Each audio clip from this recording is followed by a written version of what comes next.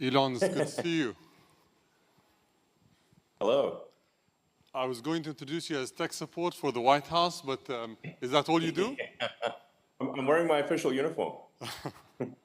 Tech support. You were probably the busiest man on earth prior to January 20th. I don't know what you call yourself now, but we really appreciate you taking the time for being with us. I don't know.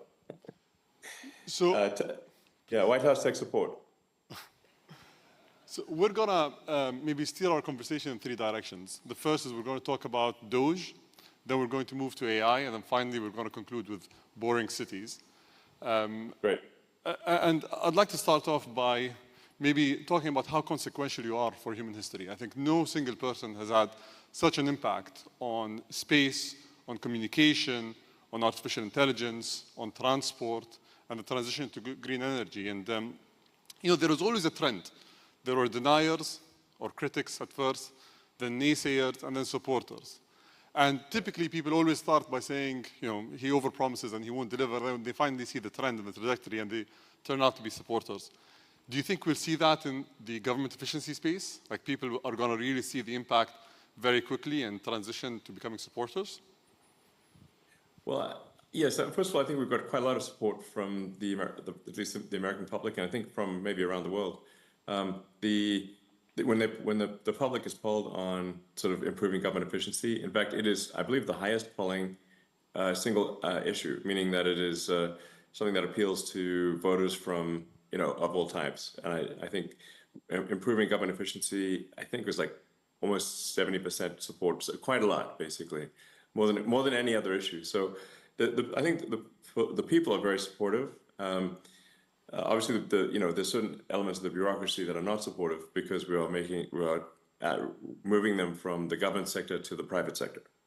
So really, at a high level, this is kind of like we're moving people from low to sometimes negative productivity roles in the government sector to higher productivity roles in the private sector.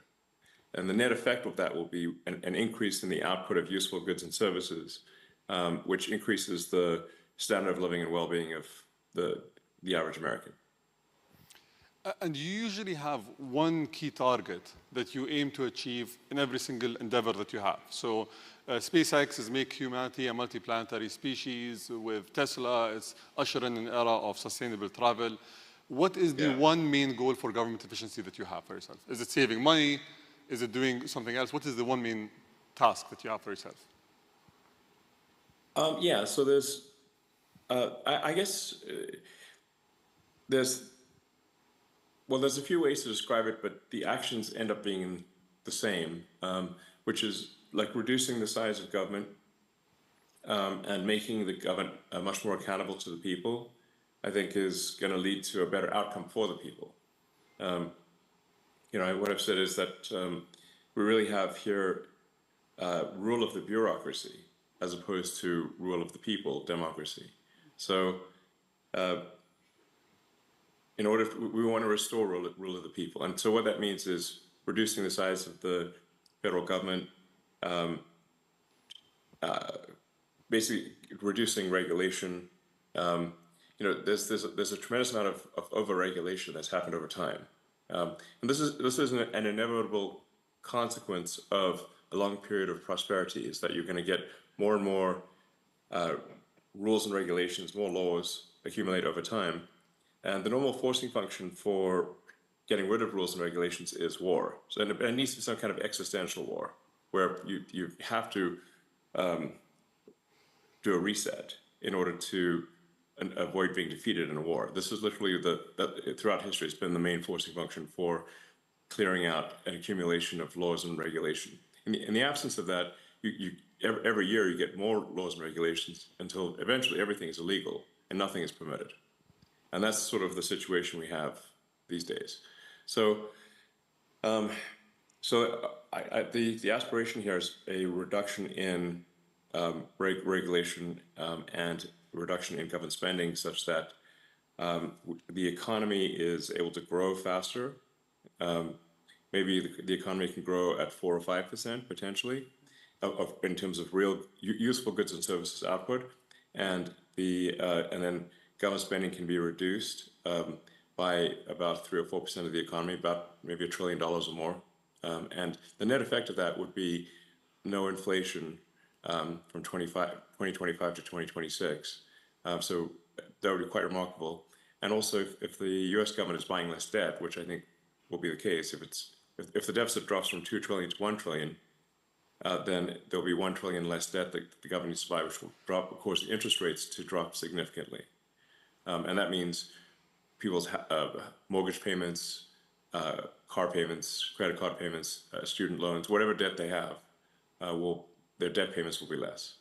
So I think this is something that will benefit the average American. I think some of the things we're doing also will be hopefully helpful to other countries, because with the new administration, there's less interest in interfering with the affairs of other countries. I think a lot of there's the times the United States has been kind of pushy in international affairs, which may resonate with a number of members of the audience. And I think we should, in general, leave other countries to their own business. And basically, America should mind its own business, rather than push for regime change all over the place. So I think this is probably a good thing for other countries too. So instead of waiting for a war to happen, you went to war against the bureaucracy in the government. Yes, we're essentially just we're with the support and direction of President Trump. We are reducing the size of the bureaucracy,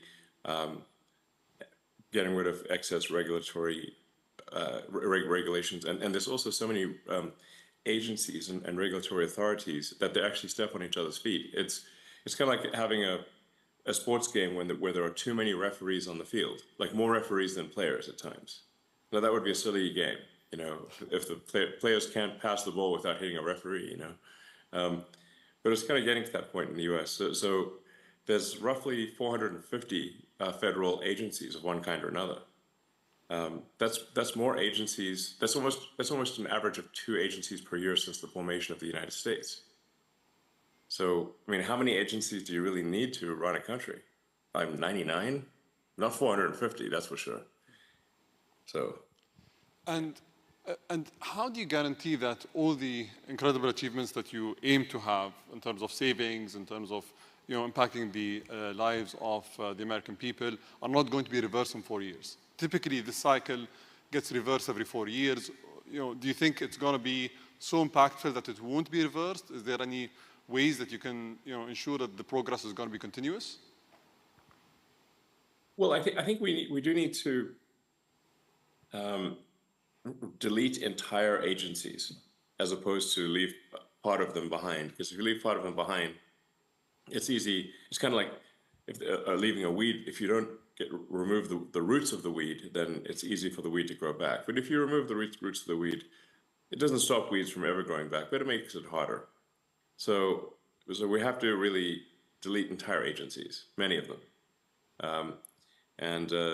That's not to say there won't be an increase over time of bureaucracy in some new administration, but it'll be from a much lower baseline.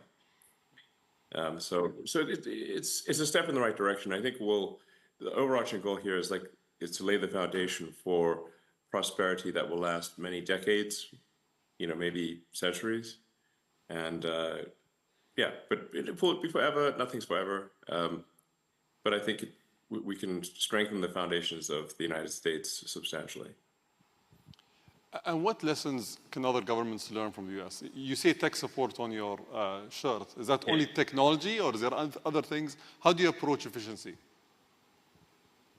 Well, a shocking percentage of the problem, or maybe not shocking for those who know it, but a big percentage of the problem is improving the technology that the government runs on. So the U.S. government runs on a collection of thousands of computers, many of them antiquated, running very old software, and the computers don't talk to each other. So that's why tech support is kind of a real thing. in order to make the government more efficient, you have to improve the technology. You may have read about the example I used recently with when President Trump was signing one of the DOGE executive orders of the difficulty of U.S. government workers retiring. Like the maximum retirement rate is $10,000 a month, and the reason for that is because the retirement is entirely paperwork right now. It's manually calculated paperwork that's put in an envelope and then taken down a mine shaft and stored in a mine.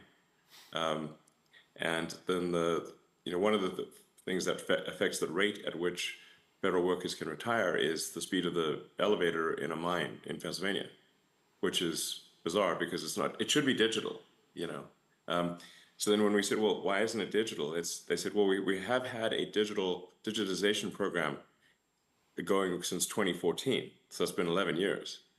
So then we asked, well, so how much progress have you made? And they said, B. You mean you're giving yourself a grade of B? No, we're on the letter B. So we're like, okay, we're going to need to really provide some tech support here. Like otherwise, literally, people can't even retire. Like even if they want to, it's pretty bad. There's a lot of software systems that need to be updated and fixed. In some cases, deleted. A lot of things that should be automated. I mean, in terms of the number of say U.S. citizens that are operating the mine, it's about 1,000 people are working on this mine, where the papers are stored. But they should ideally be working on something else. They should be working on producing goods and services that are of much higher value to the public, So I mean, really, even if somebody just grew tomatoes in their garden and sold them at the farmers market, that would be more useful than carrying manila envelopes down a mine shaft. Safe to say. So a lot of the stuff is like that. It's not like any one thing is particularly difficult, but there are like 10,000 things that need to be improved. So it's efficiency through innovation rather than efficiency through austerity and cost cutting specifically, right? So you're trying to do both at the same time, maybe focus more on tech support than cutting costs? Well, by improving the technology, the costs do reduce. So, it's very expensive to have 1,000 people operate a mine with doing paper retirement, whereas that really should just be digitized and be a computer that's with the information stored in the cloud, and it's very straightforward and low cost. So, automation, will help there a lot, and then, but like a lot of things just really shouldn't exist. They're kind of vestigial.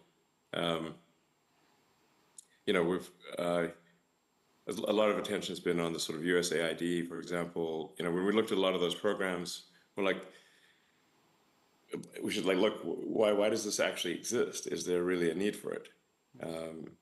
There's like National Endowment for Democracy, but I'm like, okay, well, how much democracy have they achieved lately? I don't know, not much.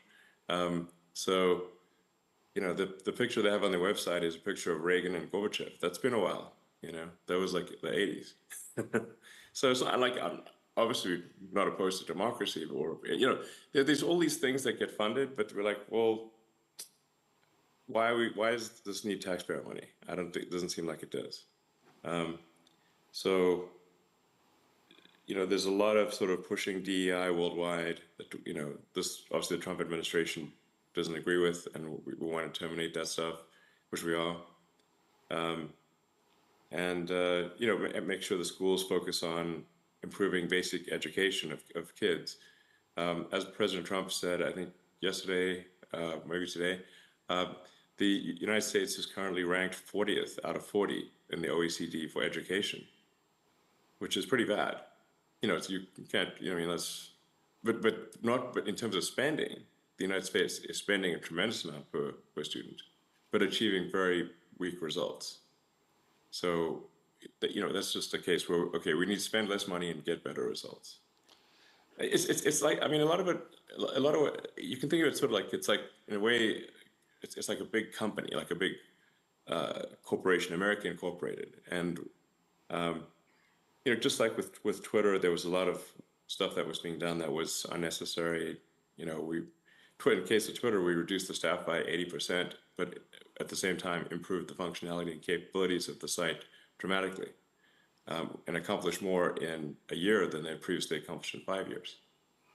So it's like a corporate turnaround, but at a much larger scale. You know, we are giving generous, you know, exit packages. Like, you know, if people retire, they get paid all the way through September. They can go on vacation. They can get a second job. They can do whatever they want. And we can't actually pay them any more than through September, because that's the congressional appropriation is only through the end of the government financial year, which ends in September. So, you know, so I think there'll be like some disruption, but at the end of the day, we'll have people move from, like I said, from low to negative productivity roles to, in the government sector, to higher productivity roles in the private sector. Can we pivot to artificial intelligence? And I'm sure you've been seeing what DeepSeek has done and all the claimed achievements that they've had. I know that we've been speaking for a while about Grok 3 and that Grok 3 is going to be a true disruptor in the AI space. When are we going to see that? And what capabilities can we expect from Grok 3? Well, I mean, Grok 3 has very, very powerful reasoning capabilities. In the tests that we've done thus far, Grok 3 is outperforming anything that's been released that we're aware of. So that's a good sign. Yeah, it's in fact, at times I think Grok 3 is kind of scary smart. You're like, wow, this thing's smart. It's kind of scary. Grok 3 is scary. It's like, wow, this thing's, you know, it comes up with solutions that you didn't even think were, like you wouldn't even anticipate, you know, not obvious solutions. So Grok 3 was trained with the most amount of compute, and I think very efficiently trained. Also notably, Grok 3 was trained on a lot of synthetic data. So, and then it goes back and forth through the data and tries to achieve logical consistency. So if it's got data that is wrong, it'll actually reflect upon that and remove the data that is wrong, that does not concord with reality.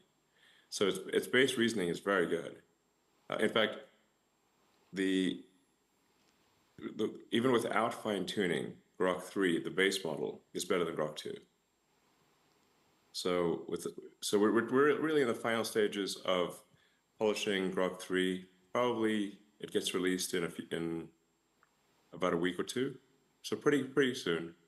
I don't want to be hasty in the release, because a lot of the final polish is necessary for a great user experience. So in some ways you can think of it like a house. You know, that last 5% where you finish the drywall and do the painting and the trimming, even though it's not much work, it transforms the house. Yeah. So it's that.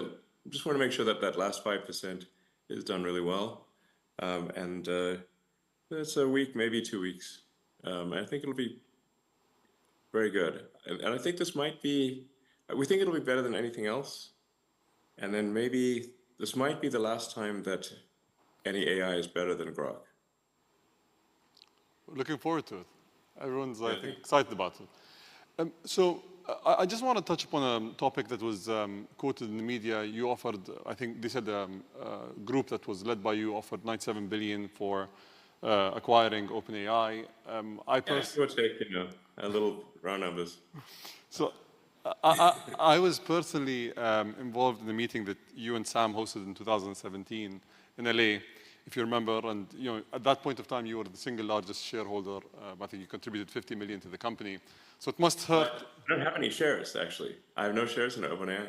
But at that time, it was a non-profit, right? And it must hurt that you need to pay $97 billion for something that you paid $50 million for in the past. Yeah. But I have a yes. Fate loves irony.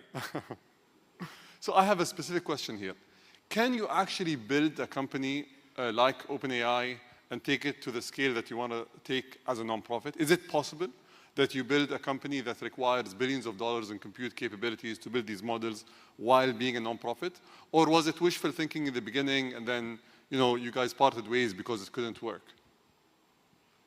Well, I mean, I think the evidence is there in that OpenAI has gotten this far while having at least a sort of dual profit, non-profit role. What they're trying to do now is completely delete the non-profit.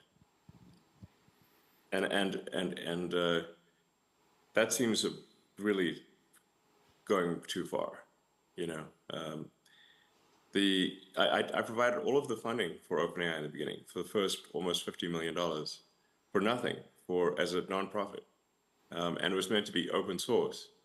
And so, I think this is analogous to like if you pay if you fund a nonprofit to preserve the Amazon rainforest, but instead they turn into a lumber company and chop down the trees and sell them for wood.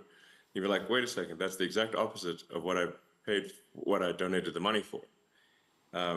So OpenAI is meant to be open source, nonprofit, and now it is closed. They changed the name to Closed for Maximum Profit AI. Closed for voracious profit. I mean, they're like, whoa, are they after money next level? So why does this change need to occur? Yeah, you said that in 2 weeks is going to be the most powerful model yet. I know that I think so.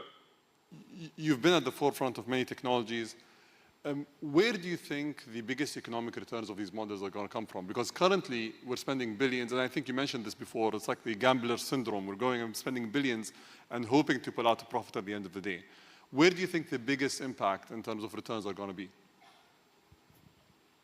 Well, I think once you have humanoid robots and deep intelligence, you basically have quasi-infinite products and services available. So with Tesla building the most advanced humanoid robot, then those humanoid robots can be directed by deep intelligence at the data center level. You can say you can produce any product, provide any service. There's really no limit to the economy at that point. You can make anything, provided, like I said, so I'm not sure at that point will money even be meaningful. I don't know. It might not be. The economic output is productivity per capita times how many people do you have. If in the form of humanoid robots you have no meaningful limit on the number of robots, and the robots can basically do anything, then you'll have a sort of a universal high income situation. Anyone will be able to have as many products and services as they want, with the exception of things that say have artificial scarcity, like a particular piece of art or something like that. But for any goods and services, they'll be available to everyone. So you've been... It's going to be a very different world, In fact, I recommend that people read maybe the Ian Banks, the culture books, for a frame of reference. Because money is really like a database or an information system for resource allocation. But if you don't have a scarcity of resources, it's not clear what purpose money has. Have you watched the movie Idiocracy? Yes. How do you guarantee that we don't end up in that world if we don't need money, if AI can think for us and do all these tasks, if as people, we're dependent on something else to run the society and everything around it? How do we not end up in that world? In the long term, I mean. Well, I think Idiocracy was basically saying that if smart people don't reproduce, but only dumb people do, then everyone's going to be dumb. I mean, that's basically what it was saying. That's the opening sequence of Idiocracy. The first 10 minutes are amazing. And I hear people unironically say the statements that are said in the opening sequence of Idiocracy, where they don't have they're too busy with their careers to have kids, and they keep postponing having kids for their careers until they're too old to have kids, and then they don't have kids. And I've heard those many people be like that. So, yeah, I mean, I don't know. I think we might be headed to a bimodal human intelligence distribution, where there's a small number of, it's kind of maybe like more like Brave New World, Aldous Huxley, where you've got sort of a small group of very smart humans, but then maybe the average intelligence drifts lower over time, potentially. Because we have assortative mating, in the last few decades or several decades that did not exist before. So, but human intelligence, I think, will be dwarfed by machine intelligence. I'm not sure how to feel about that, except that it appears to be inevitable. That at some point, human intelligence will be a very small fraction of total intelligence. Digital intelligence will be more than 99% of all intelligence in the future. So hopefully the computers are nice to us. But I think Wishful thinking. Wishful thinking. I hope so. I think it matters like how we bring up AI, because you can think of AI like a super genius child, and but it still matters even if you have a super genius child. Like, what sort of values do you instill in that child? What do you say that teach that? How do you, as a child's growing up, what values do you teach the child? And something that I think is extremely important is to be maximally truth-seeking. And I think that's like that's in some sense, what's the most important thing for AI safety? I think it's to be maximally truth-seeking. And I think also curiosity is important. And I think if it's curious and truth-seeking, I think it will foster humanity, and because it would be curious about how humanity would develop. And so I think that then it would probably, if it's curious, it would be curious about, okay, let's see how the humans do. Let's foster their development. And if it's truth-seeking, we can avoid dystopian outcomes.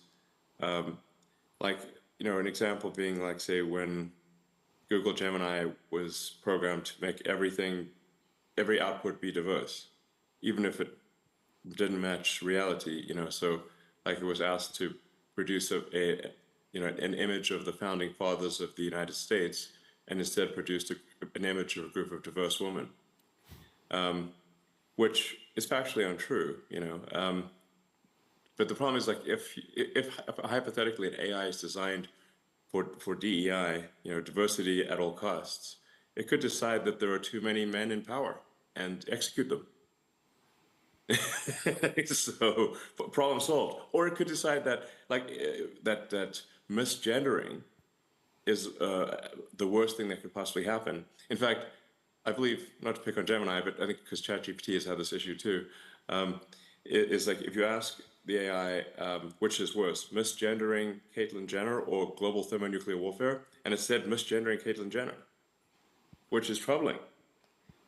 Because then it could decide, and in fact, even Caitlyn Jenner weighed in and said, no, definitely you misgender me. That's way better than nuclear war. But if you have these crazy things that are untruthful, that are programmed in, that don't reflect reality, then you could have a very dystopian outcome. To give you another example, like Arthur C. Clarke, who is very good at predicting the future. He did 2001: Space Odyssey. Many of the things he predicted, in fact, I think almost all the things he predicted came true. And one of the things he was trying to say in 2001: Space Odyssey was that you should not teach AIs to lie.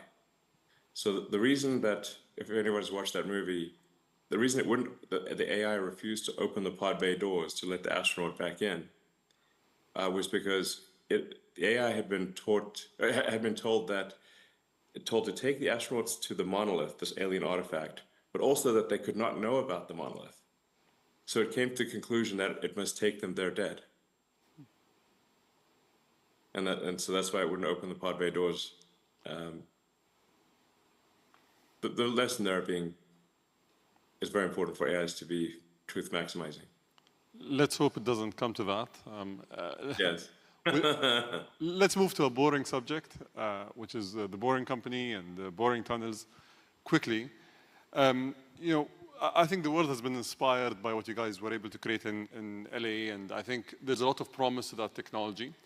But there are questions about whether it's safe in the case of an earthquake, whether it's cost effective, whether Oh, yeah, sure. countries should actually adopt this technology. Can you shed some light on that? Yeah, well, first of all, I'd recommend going to the Boring Company website because many of these questions are actually answered there. One of the safest places you can be in an earthquake is an underground tunnel, because the earthquakes are largely a surface. Apart from where they shear, they're mostly a surface phenomenon. So they're like the waves on the surface. So like being in a tunnel is like being in a submarine. Even if there's a storm above you, the waters are calm as a submarine. And in fact, when there have been massive earthquakes, like there was a few decades ago, a massive earthquake in Mexico City, the safest place to go was the subway. And of course, if there is global thermonuclear warfare, I think you really want some tunnels. Underground's a good place to be if in a worst case scenario for global thermonuclear warfare. So, but on a more sort of everyday note, what's really useful about the tunnels is alleviating traffic in congested areas. So obviously, if you've got very tall buildings, but that are 3D, so they're going 3D up, but you have a road surface which is 2D, you're just naturally going to have a problem when people try to go from the 3D object, which is the building, to the 2D object, which is the road surface. There's obviously just not going to be enough room on the roads, and that's exactly why you have traffic. So the solution for that is then to make roads 3D as well. Now you can either make transport 3D. So you could either do that with flying cars, or you could do, really helicopters, or you could do that with tunnels. Now the challenge with doing it with going above ground or with any kind of flying object is that they tend to be very noisy, and they generate a lot of wind force. And you've got things flying over your head all the time, which can be disconcerting. If one of these things drops a hubcap on your head one day, these things are like things, and flying things tend to crash once in a while, and people don't like things crashing on them. And then if you have bad weather, like let's say there's a blizzard or a sandstorm or something, well, now nobody can fly. So then transport shuts down. On the other hand, none of these problems exist with underground travel. So tunnels are immune to weather. They don't care what the weather is. It could be the worst weather, it doesn't matter. Nothing's going to fall on you because you're underground. So you don't have to, going to be dropping things on people. And there's no wind force and it's very quiet. And so I think going 3D underground is much better than 3D above ground for solving traffic in cities. And we have a demonstrated case of this in Las Vegas. If people can try out the Boring Company tunnels in Las Vegas, we're busy connecting the whole city with all of the big hotels and the convention center and the airport and everything. So I don't think they need to fly all the way there. In 2017, you came here, and the UAE was the first place in the Middle East where Tesla was launched, and I think it's done exceptionally well. And on that note, I think we have an announcement today that we both want to share, which is today we're going to announce the joint project of Dubai Loop, which is a loop project that is going to cover Dubai's most densely populated areas for people to go from point to point in a seamless manner. So thank you for your partnership. And well, thank you. We hope it changes people's lives. That'll be cool. I think it'll be very exciting. I think once people try it out, they'll be like, wow, this is really cool. And it's going to seem so obvious in retrospect, but until you actually do it, you don't know. So it's going to be great. It's going to be like a wormhole. You just wormhole from one part of the city, boom, and you're out in another part of the city, and it's great. So I'm looking forward to this partnership. We're going to join the first trip and the first pod when the pod is completed. Thank you, Elon. All right, thank you very much. Thank you.